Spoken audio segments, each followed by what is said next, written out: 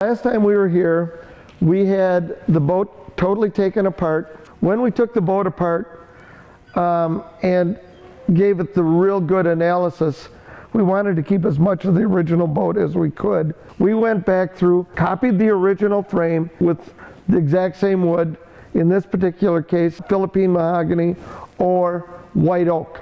White oak is used in some areas, such as knees. The keel is white oak. Part of the keel was bad, and we replaced that.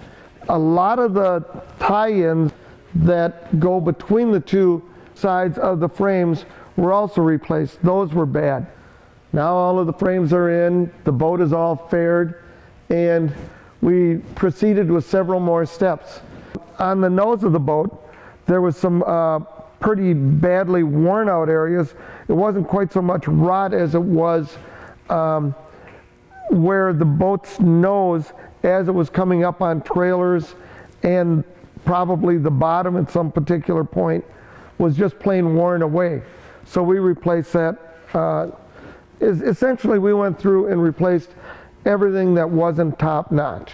We got the boat back to where it was a very rigid structure. When we set it up, we had to make sure that it didn't have any twists or any misshape, so that again, the boat will ride level when we have it all put together. We went right back to the way Chris Craft originally built this boat, with a layer of diagonal 1/8" planking. The old planking was so far gone, we didn't trust it. This is a West epoxy bottom, and this particular bottom relies on epoxy to hold it together. As we took the old planks off, we cleaned them up, we got as much grime off from them as we could, and then they served as a pattern for the new planks. Again, following traditional boat building methods, these planks would be very, very similar to what we took off. We fit every one of the planks to a 99% perfect fit. The epoxy will take care of that last 1%, and actually epoxy would probably take care of 10%. We don't rely on 10%. Mainly what we were doing was getting the planks in exactly the right position with epoxy under them. When they dry, they will be in absolutely the shape of the bottom of the boat. You notice that a lot of these screws up near the nose of the boat have washers on them. That is so that we can pull the plank down as hard as we want without the danger of any plank splitting.